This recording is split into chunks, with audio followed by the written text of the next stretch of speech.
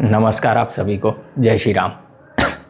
आज मैं आपको एक बहुत ही इम्पोर्टेंट धनयोग बताने जा रहा हूँ। शास्त्र में इसका नाम कोटेश्वर धनयोग है। ठीक, कौन सा धनयोग? कोटेश्वर। अभी ये बनता कैसे, उसकी विधि क्या है वो हम जानते हैं। देखो, आप लोगों ने इंदु लग्न सुना होगा, धन लग्न सुना होगा। आपको कोटेश्वर धनयोग को समझना है कि ये कुंडली में कैसे बनता है। ठीक, तो उसके लिए आपको इंदु लग्न का प्रोसेस समझना पड़ेगा कि इंदु लग्न कैसे बनता है। और पहले तो इस धनयोग के बारे में कुछ चीज़ें मैं आपको बताता हूँ। देखो, ये वो गणना है, आपको आपका वो लग्न मिलता है जिससे व्यक्ति की आर्थिक स्थिति देखी जाती है, यानी वो कितना सक्षम होगा, उसके पास कितना पैसा होगा। ठीक, और उसके पास समृद्धि कैसे रहेगी, वो समाज में उसका नाम सम्मान, पद, प्रतिष्ठा कितनी मिलेगी, एक अरबपति खरबपति की इमेज होगी कि नहीं होगी। क्योंकि ये धनयोग अभी जो मैं बताने जा रहा हूँ, अगर कुंडली में बन रहा है कोटेश्वर धनयोग, तो आप जितने भी अरबपति लोग देख रहे हो ना, ये वही धनयोग है। इनकी कुंडली में ये धनयोग आपको मिलेगा ही मिलेगा। अरबपति बनाने वाला योग है। इन शॉर्ट इतना समझ लो, हम जो नॉर्मल राजयोग धनयोग लग्न कुंडली से देखते हैं ना, वो तो है ही है, वो व्यक्ति को अच्छा पैसा देता है। बट अगर ये कोटेश्वर धनयोग बन रहा है ना, तो आप बहुत बहुत लकी इंसान हो। अभी ये इसको बनाना कैसे, वो मैं आपको समझाता हूँ। देखो, सबसे पहले तो ना ये फिक्स होता है। यहाँ जो मैंने पॉइंट्स लिखे हैं ना, सन 30, moon 16, Venus 12, Jupiter 10, mercury 8, Mars 6 और सैटर्न 1।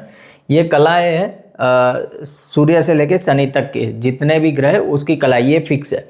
जब आप इंदु लग्न बनाते हो ना, तो ये फिक्स होता है। अभी इसका रूल क्या है, रूल समझो। पहले बनता कैसे है, यहाँ पे ना आपको आपका लग्न देखना है, लग्न, और दूसरा आपका मून देखना है। अभी इन दोनों में देखना क्या है, आपको लग्न से 9th हाउस लॉर्ड को देखना है कौन बन रहा है, और चंद्रमा से 9th हाउस लॉर्ड को देख रहा है कि वो कौन बन रहा है।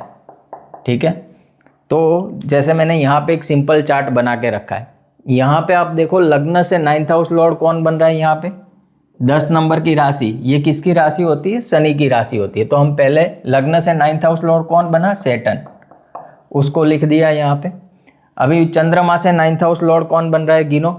चंद्रमा यहाँ बैठा है, 1 2 3 4 5 6 7 8 9। चंद्रमा से भी शनि ही बन रहा है, क्योंकि चंद्रमा इस चार्ट में दूसरे घर में, और 11 नंबर की साइन आ रही है चंद्रमा से, अगर हम 9 घर दूर गिनेंगे तो यहाँ पे भी वो सैटर्न बन रहा है। ठीक, तो अभी आपको करना क्या है, यहाँ पे जो प्लेनेट आए, आपने पहले लग्न से 9th हाउस लॉर्ड देख लिया, उसके बाद चंद्र से 9th हाउस लॉर्ड देख लिया।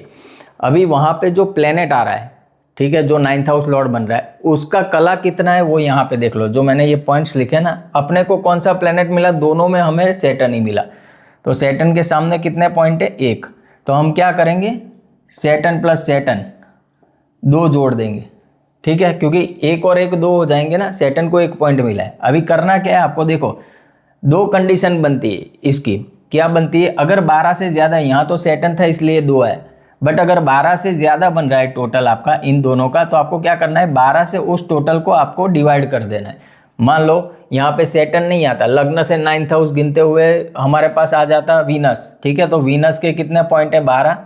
और मून से 9th हाउस लॉर्ड गिनते हमारे पास आ जाता मर्क्यूरी, तो मर्क्यूरी के कितने पॉइंट है? 8। टोटल कितना हुआ? 20। तो आपको क्या करना था, 20 को 12 से भाग देना है। ठीक है, तो क्या होगा, रिमाइंडर कितना बचेगा? 8। तो फिर आपको क्या करना है, ये जो रिमाइंडर आया ना, ये जो रिमाइंडर आया, उससे आपको चंद्रमा की दूरी गिनी, चंद्रमा से उतने हाउस दूर जाना है, तब आपको आपका इंदु लग्न मिलेगा। बट हमारे केस में क्या है, 2 है, यानी 12 से कम है। तो हम क्या करेंगे, सीधा चंद्रमा से 2 घर दूर जाएंगे, वो हमारा इंदु लग्न हो जाएगा। चंद्रमा यहाँ बैठा है, ठीक है, तो वहाँ से 2 घर की दूरी गिनो, 1 और 2। ठीक, चंद्रमा से 2 घर की दूरी सही मैंने गिना ना, कि गलत गिना? गलत गिना। चंद्रमा बैठा है वहाँ से 2 घर, तो चंद्रमा बैठा है वो पहला घर, वहाँ से दूसरा घर, यानी ये 4 नंबर है ना, इंदु लग्न ये होगा व्यक्ति का। अभी आपको करना कुछ नहीं है, आपको इस चार्ट को रोटेट कर देना है। मैं यहाँ पे इस चार्ट को रोटेट कर देता हूँ। इंदु लग्न हमें मिल गया है, कैसे मिला मैंने आपको प्रोसेस बता दिया। अभी 4 नंबर मिला, तो हम क्या करेंगे, लग्न भाव में 4 नंबर लिखेंगे, उससे चार्ट रोटेट कर देंगे।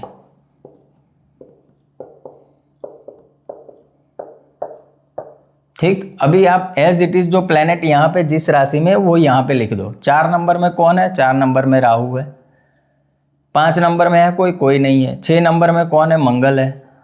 7 नंबर में 3 प्लेनेट है, जुपिटर, वीनस, सन।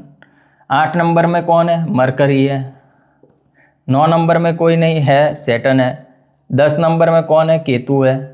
11 में कोई नहीं है, 12 में कोई नहीं है, 1 में कोई नहीं है, 2 में कोई नहीं है, और 3 नंबर में मून है, चंद्रमा यहाँ पे।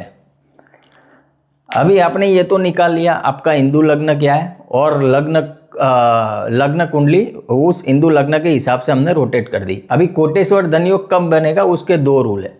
पहला रूल ये है कि बेनिफिक प्लैनेट लग्न में होना चाहिए, यानी कोई भी बेनिफिक प्लैनेट का प्लेसमेंट लग्न में होना चाहिए। बेनिफिक कौन कौन से है? Jupiter, Venus, mercury and moon.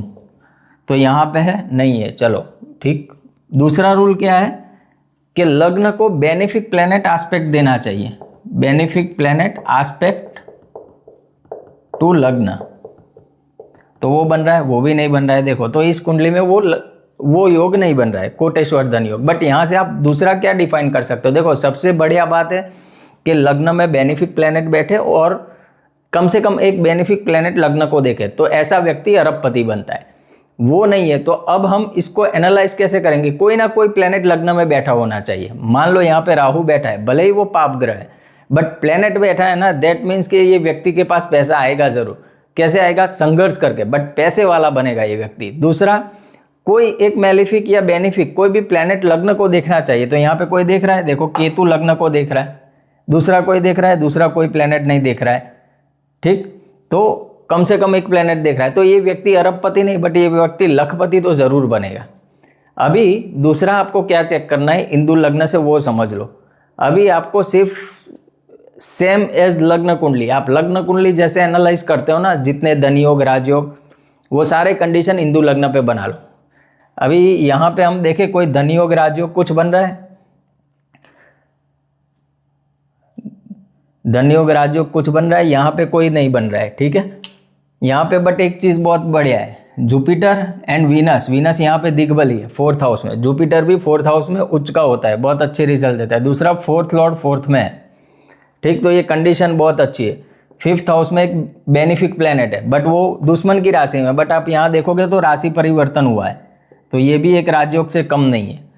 ठीक, सैटर्न 6th हाउस में, शनि बहुत अच्छा काम करता है। जो भी हम लग्न कुंडली में लगाते हैं सारे रूल लगा लो।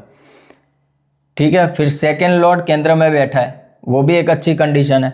दूसरा, यहाँ पे एक धनयोग बन रहा है, देखो 2nd लॉर्ड सन, 11th लॉर्ड वीनस, दोनों मिले हैं 4th हाउस में, यानी यहाँ पे ये धनयोग बना रहा है। तो ये कुंडली पैसों को लेके बहुत अच्छी है। इस हिसाब से आप पूरा एनालिसिस कर सकते हो कि आपके पास समृद्धि कितनी रहेगी, पैसा कितना रहेगा। बहुत ही अच्छा कॉन्सेप्ट है अगर किसी के धन के बारे में आपको जानकारी लेनी है तो। ठीक है, अभी यहाँ पे देखो, यहाँ पे मैंने रिमाइंडर वाला आपको बता दिया कैसे करना है। मान लो किसी केस में रिमाइंडर, किसी की चंद्र कुंडली है, तो क्या होगा? चंद्र कुंडली है, ठीक, यहाँ पे मून बैठा है, तो मून से 9th हाउस भी वही आएगा, लग्न से 9th हाउस भी वही आएगा। और मान लेते हैं कि जब मून से गिन रहे और लग्न से गिन रहे, राशि यहाँ पे आ रही है 2 नंबर की, तो 2 नंबर का मालिक कौन होगा? वीनस। ठीक, ये वीनस हो गया। अभी क्या होगा? 12 और 12 यहाँ पे 24 हो जाएगा। अभी इसका रिमाइंडर कितना आएगा? क्योंकि 24 आया ना, तो 12 से हमें उसको भागना है, तो उसका रिमाइंडर कितना है? 0। तो 0 के केस में आपको क्या करना है? चंद्रमा से 12वीं राशि, वो आपका हिंदू लग्न होगा। आई होप मैंने क्लियर किया होगा कॉन्सेप्ट। अभी भी कुछ डाउट है तो आप कमेंट में मुझे पूछ लेना। तब तक के लिए जय श्री राम।